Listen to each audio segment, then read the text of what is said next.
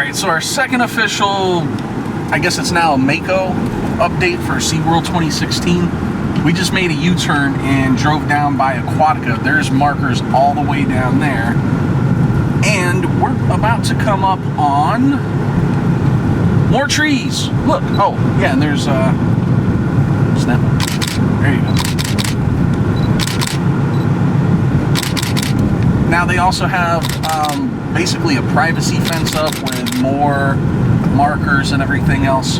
And Mako will make its run back from the back of the park all the way out up over here.